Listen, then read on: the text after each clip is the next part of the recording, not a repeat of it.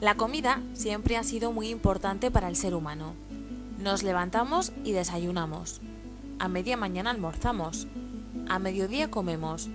A media tarde merendamos y a la noche cenamos. Incluso algunos recenan. Y así los 365 días de los 80 años que suele vivir un hombre o una mujer en la actual sociedad occidental. De ahí la importancia de la comida, y de ahí también que la comida haya aparecido a lo largo de la historia en la pintura,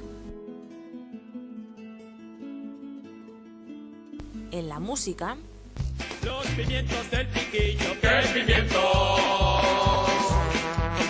Las alubias de Sangüesa y la trucha con jamón. Cogollicos de Tudela, la cuajada de la abuela y el cordero al cilindro. o en el teatro.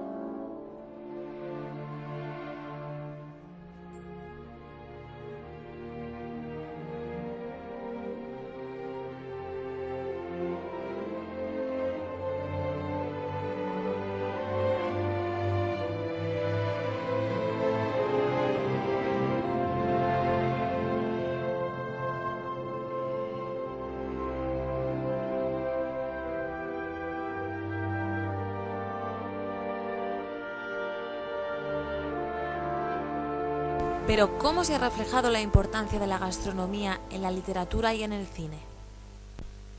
Para atender este punto, tenemos que recordar que los primeros textos escritos en romance datan del siglo X, y se trata precisamente de una lista sobre los tipos de queso que en ese momento había en un monasterio de León. Pero demos un salto más cercano en el tiempo. Nos situamos ya en la Edad Media, periodo que se extiende desde el siglo V hasta el siglo XV. En la historia de España, esta época viene profundamente marcada por la invasión de los musulmanes en el siglo VIII y por el inicio y desarrollo de la Reconquista.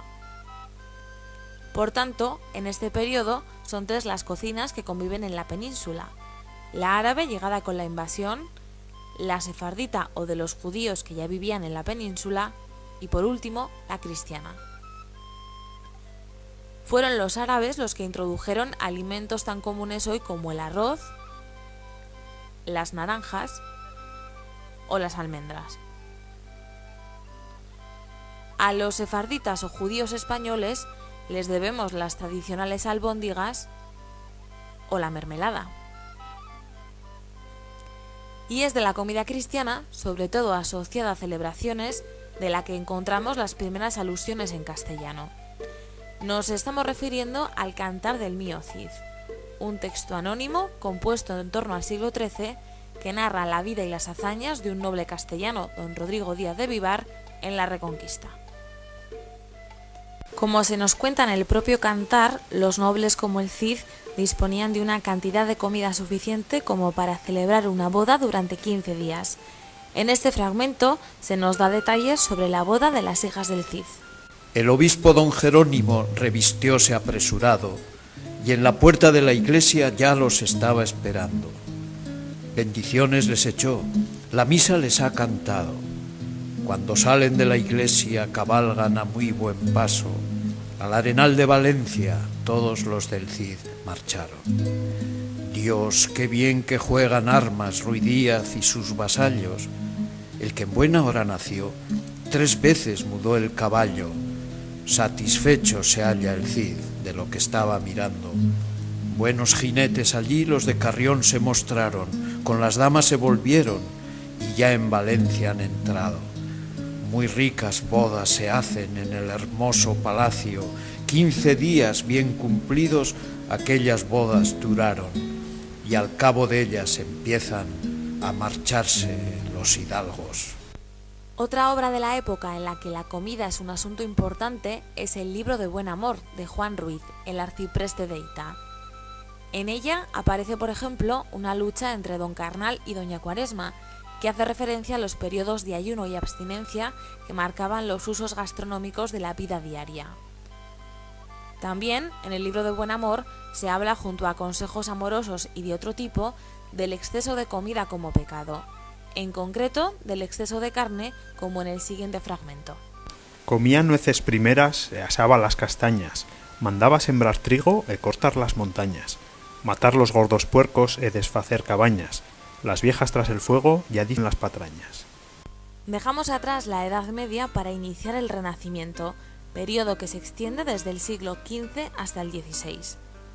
Si hubiera que resaltar un solo año importante para la historia de lo que sería España, este es sin duda 1492. En ese año, por una parte, se da por finalizada la reconquista de la península con la conquista de Granada por parte de los reyes católicos. Por otra parte, se produce la unificación definitiva de los reinos cristianos. Además, en ese mismo año, 1492, Cristóbal Colón descubre América, algo que supone una auténtica revolución en todos los aspectos y el comienzo del Imperio Español. De América vinieron alimentos tan vitales en la actualidad como la patata, el tomate o el cacao, inexistentes hasta entonces en la cocina europea. No obstante, sigue habiendo hueco en la literatura para los antiguos alimentos y sobre todo para las costumbres de origen religioso como el ayuno y la abstinencia. Unas costumbres que ya veíamos reflejadas en el Libro de Buen Amor. Así se muestran en esta época en las composiciones del célebre poeta y comediante Juan de la Encina, como esta que vemos a continuación.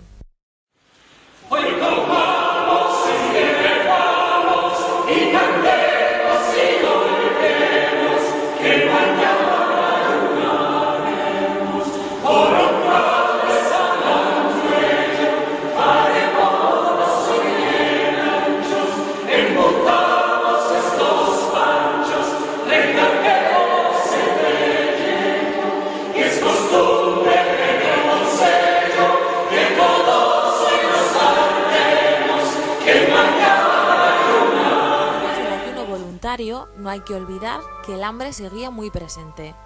De hecho, los alimentos más comunes del pueblo llano eran el pan, las sopas de los cocidos y el vino, generalmente adulterado. Se comía poquísima carne, y cuando se comía era motivo de celebración. Para situarnos, veamos cómo se apañaba un niño de esa época cuando tenía hambre. Era tan avariento que prefería que muriésemos los dos de hambre antes de soltar un solo maravedí. Sacarlos enteros no conviene, porque nos echará en falta mi verdugo. Pero esto otro sí puedo hacerlo.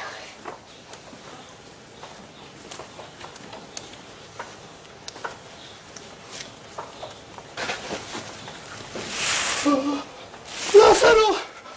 ¡Lázaro!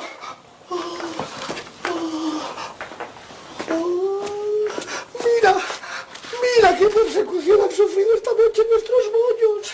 Cosa más extraña. ¿Qué ha podido ser? ¿Por qué va a ser? Los ratones. Y es que la literatura picaresca, género al que pertenece el Lazarillo, por ejemplo, se va a ocupar de los timadores, los pícaros, los ladrones, de los pobres en definitiva, que utilizaban cualquier tipo de truco o artimaña para poder llevarse algo a la boca. Debido al hambre que pasan los protagonistas de la literatura picaresca, muchas veces se la ha llamado la literatura del hambre. Con esta situación damos un paso adelante y llegamos a lo que en literatura se conoce como el siglo de oro español. La comida también va a ser utilizada por los poetas Quevedo y Góngora como motivo de sus continuas discusiones. En el plano social, los contrastes son cada vez más pronunciados entre las clases altas y las bajas. La nobleza se divide y da lugar a una nueva casta inferior, eso sí, la de los hidalgos. Nobles por nacimiento, aunque pobres en cuanto al comer. Precisamente a ese grupo pertenece el más famoso caballero andante, Don Quijote de la Mancha. Así comienza este famoso libro. En un lugar de la Mancha, de cuyo nombre no quiero acordarme, no mucho tiempo que vivía un hidalgo, de los de lanza astillero, adarga antigua, rocín flaco y galgo corredor. Una olla de algo más vaca que carnero. Salpicón las más noches, duelos y quebrantos los sábados, lentejas los viernes, algún palomino de añadidura los domingos. Consumían las 3 partes de su hacienda. En la obra de Cervantes se puede ver cómo los hidalgos tenían que pasar por dietas muy escasas, caracterizadas sobre todo por su olor a ajos crudos. Además de los ajos, otro era el plato estrella de la época para los menos afortunados. La literatura está plagada de referencias a las ollas o las ollas podridas, un antecedente de los cocidos actuales. De esta forma pasamos ya a los siglos XVIII y XIX. La Casa de los Austrias, que era la que había reinado hasta entonces en España, desaparece y da paso a los Borbones tras la Guerra de Sucesión.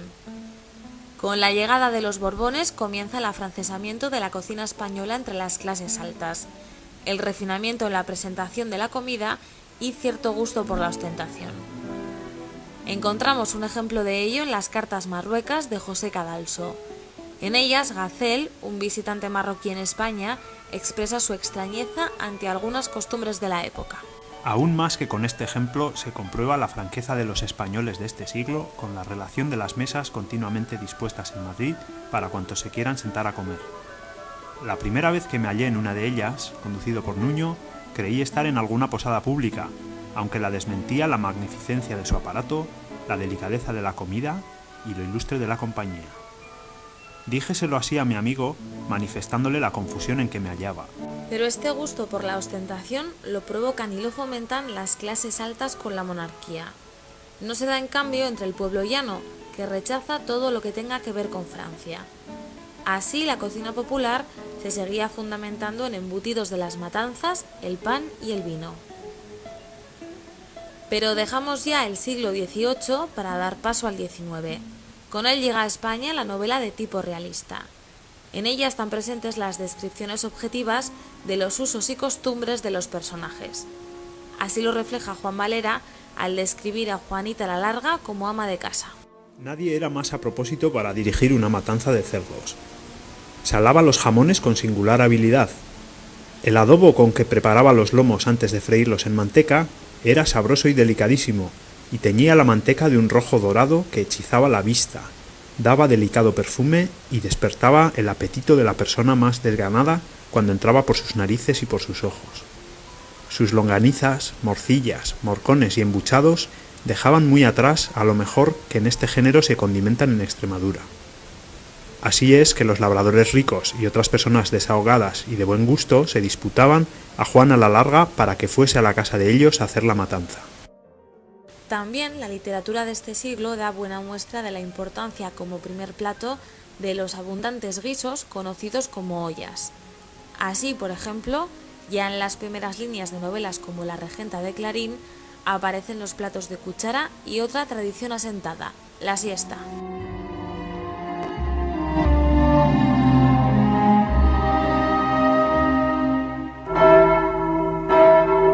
La heroica ciudad dormía la siesta.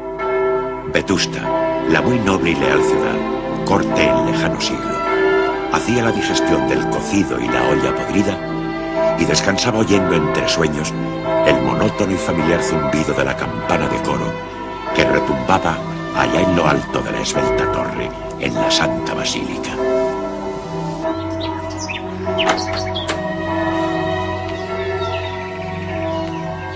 ¡Anita! ¡Anita!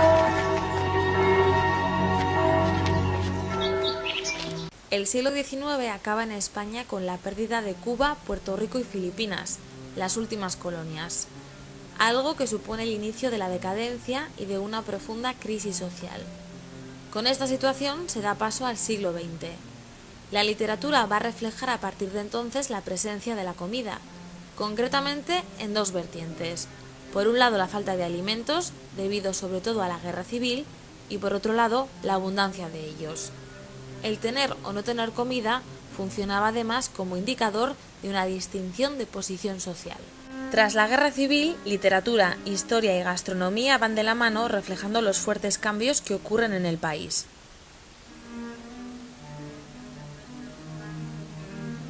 El oficio de escritor se populariza. De hecho, los últimos años han servido de caldo de cultivo para el surgimiento y desarrollo de todo tipo de géneros y de fórmulas literarias.